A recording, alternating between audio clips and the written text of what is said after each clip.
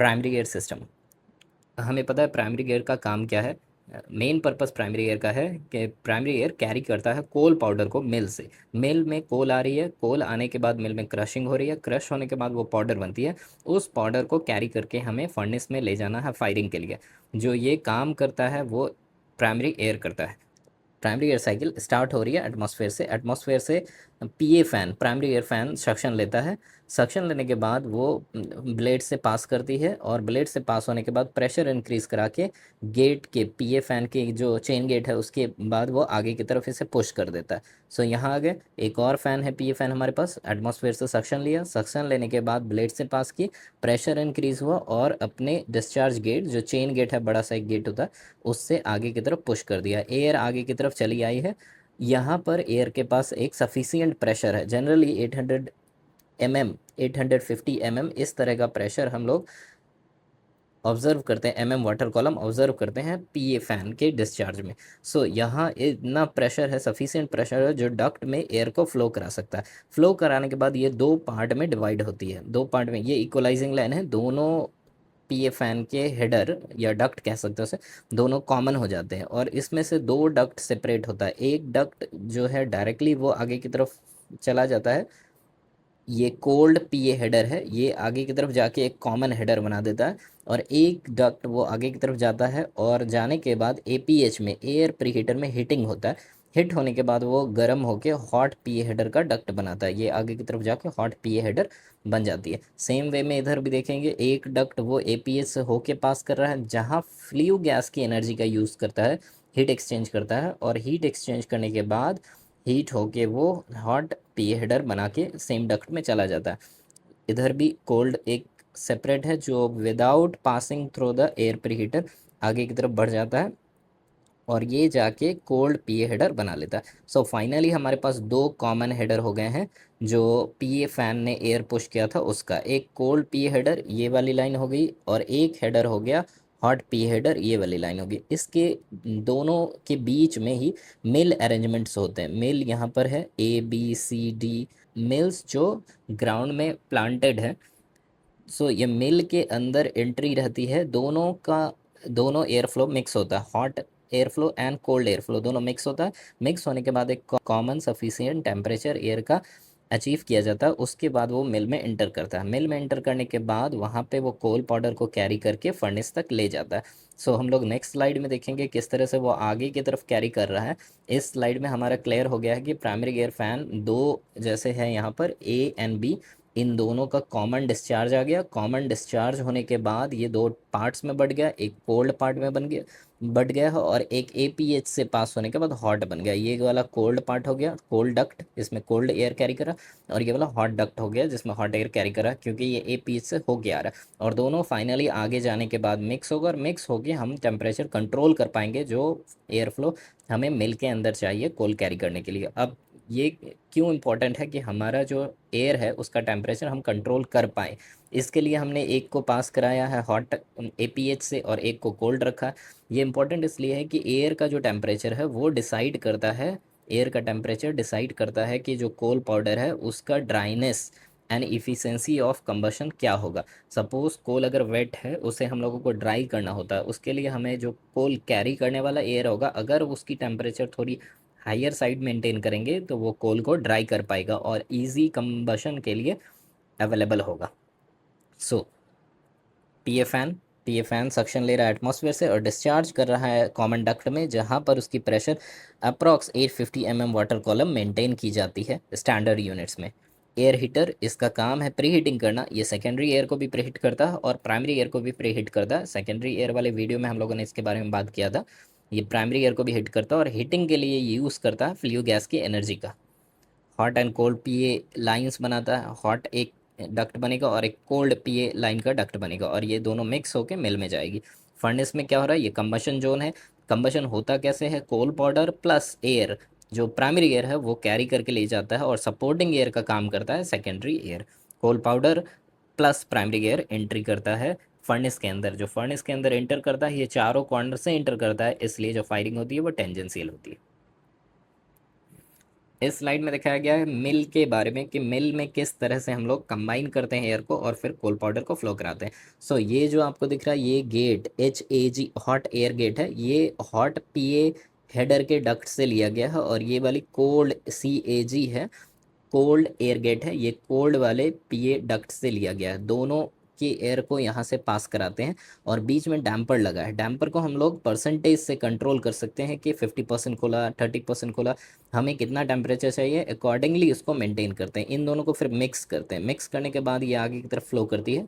यही mixed air जो है वो कोल मिल में इंटर करती है, जो कोल पाउडर को कैरी करेगी। यहाँ पर ये दिख रहा है एक मिक्स एयर टेम्परेचर क्रिएट हो जाता है, एक मिक्स एयर टेम्परेचर अचीव हो जाता है। ये मिक्स एयर टेम्परेचर वाली एयर जाती है अंदर, जाने के बाद कोल के पाउडर को जो यहाँ पर क्रश हो रहा है उसको कैरी करती है। कैरी करने के बाद ये अब कोल प्लस PA दोनों है यहाँ से निकलती है, और ये 4 लाइन निकलती है, 1 2 3 एंड 4। ये चारों कॉर्नर में जाती है, चारों कॉर्नर में ये इन करती है, 1 2 3, और फोर्थ कॉर्नर में भी ये चली जाती है। चारों कॉर्नर में ये चारों तरफ से एंट्री करती है।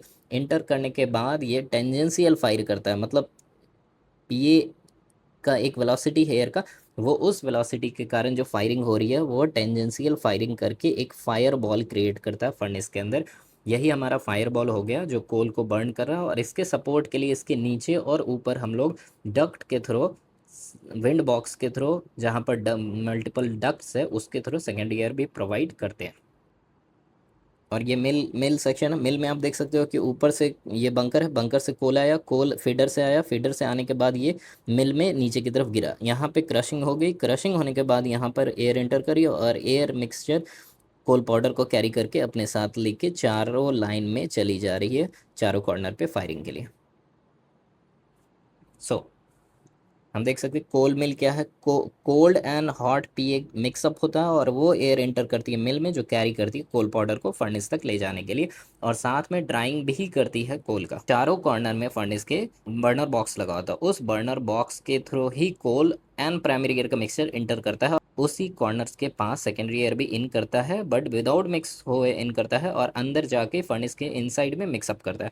एंट्री करती है कोल एंड PA ईच मिल की, हर एक मिल से 4 लाइन निकल के आती है, और वो चारों लाइन 4 कॉर्नर में जाती है। कॉर्नर जो फायर कर रहा है वो टेंजेंशियल फायरिंग है, जो फर्नेस के इनसाइड हो रही है। ये हमारी फ्लू गैस जो फायरिंग हो गई, फायरिंग होने में हमें क्या क्या चाहिए, कोल पाउडर मिला, कोल पाउडर के साथ PA खुद आ गया, प्राइमरी एयर आया, और सपोर्ट करने के लिए इसमें सेकेंडरी एयर भी आया है जो FD फैन से आ रहा है, और कोल आ रहा है मिल से, कोल पाउडर आ रहा है मिल से, PA फैन से जो मिल में मिक्स होके आ रहा है। वो ये सब मिलने के बाद यहाँ कंबशन हो रहा है, कंबशन हो रहा है फर्नेस के अंदर, कंबशन जोन में। कंबशन होने के बाद फ्लू गैस बन रही है।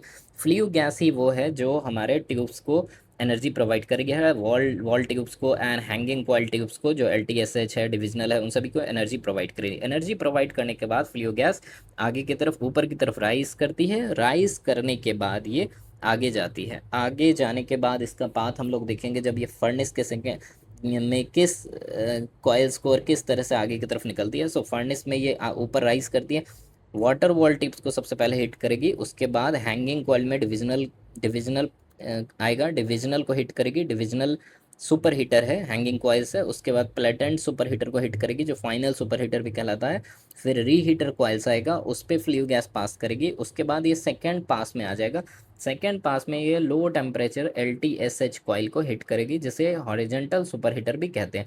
फिर इकोनोमाइजर में आएगा जहाँ पर वाटर की प्री हीटिंग हो रही होगी, और फिर फाइनली निकलने के बाद ये APH में आएगा, दोनों APH में जाएगा, APH A एंड B। यहाँ पर फ्लू गैस हिट कर रही है primary air and secondary air ready fan, जो शॉक कर रहा है, जिसके कारण नेगेटिव प्रेशर है हमारा फर्नेस के अंदर मेंटेन, वो शक करके इसे थ्रो आउट करता है, और ये चिमनी के थ्रू बाहर की तरफ निकल जाती है। सो यहाँ पर विंड बॉक्स देखेंगे। विंड बॉक्स हमें पता है, हम लोगों ने इस विंड बॉक्स के बारे में हम लोगों ने ऑलरेडी डिस्कस किया है सेकेंडरी एयर वाले वीडियो में। वहाँ पर विंड बॉक्स का रोल है कि सेकेंडरी एयर के जितने भी एयर आते हैं वो कलेक्ट होते हैं, और वेरियस मल्टीपल डक्ट्स के थ्रू इसे फर्नेस में इन कराया जाता है, जो सपोर्ट करता है कंबशन को। सुपर हीटर कॉइल्स हम जानते हैं, divisional, platen, reheater and LTSH coil, इन सभी कॉइल से फ्लू गैस पास करते हुए जाती है और हीट एक्सचेंज करती है, जिसके कारण जो इसके अंदर स्टीम है वो सुपर हीटिंग हो रही होती है। इकोनोमाइजर कॉइल है प्री हीटिंग फीड वाटर का, फीड वाटर पहले आती है इकोनोमाइजर कॉइल्स में पास करती है, जहाँ पर प्री हीटिंग होती है उसके बाद ये ड्रम में चली जाती है। Air heater ESP ID fan से फिर पास करती है। फ्लू गैस एयर हीटर से पास कर रही है, उसका भी रोल पता है कि प्राइमरी एयर सेकेंडरी एयर को हीट करना है, उसके लिए यूज़ करते हैं। फिर ईएसपी फील्ड में यूज़ होता है हमारा जो सस्पेंडेड पार्टिकल्स है उसे रिमूव करने के लिए आईडी फैन का काम है सक्शन लेना, जो नेगेटिव प्रेशर भी फर्नेस में क्रिएट करता है। इस स्लाइड में हम लोग देख सकते हैं कि ये जितने भी वेरियस मिल्स हैं वो दिखाया गया है और फ्लेम कंडीशन दिखाया गया है। ये सारे वेरियस मिल्स हैं। ये वेरियस मिल्स जो भी दिख रहे हैं ये हर अलग अलग एलिवेशंस पे जा रहे हैं, बट इनके चार जो भी निकल रहे हैं पाइपलाइंस जो कोल और पी हेडर को कैरी कर रहे हैं वो चारों कॉर्नर्स में जाएंगे। और नीचे यहाँ पर दिखाया गया ये सारे वही cold and hot PA headers के मिक्स होने वाले लाइन है। जो कोल्ड पीए एंड हॉट पीए ये दोनों आ रहा है, आने के बाद ये दोनों मिक्स हो रहा है और मिक्स होने के बाद ये कोल मिल में जा रहा है जहाँ कोल पाउडर को ये कैरी करता है। ये सारे फीड रेट्स हैं कि कितनी फीड रेट के हिसाब से वो मिल उस हमारे रिलेटिव टाइम में ऑपरेट कर रही थी। जैसे for example 45 ton per hour का कोल फ्लो इसमें हो रहा है। हमारा करंट है 104 ampere. Outlet temperature 80 degree Celsius हमने मेंटेन करके रखा है। और ये 44% खुला है कोल्ड वाला पार्ट, 48% खुला है हॉट वाला पार्ट एयर का। और ये सारे जो है वो फायर के सिम्बॉल्स हैं। अगर फायर बना हुआ है हेल्दी कंडीशन में तो ये सारे फायर इस तरह से डीसीएस पैनल में शो किए जाते हैं।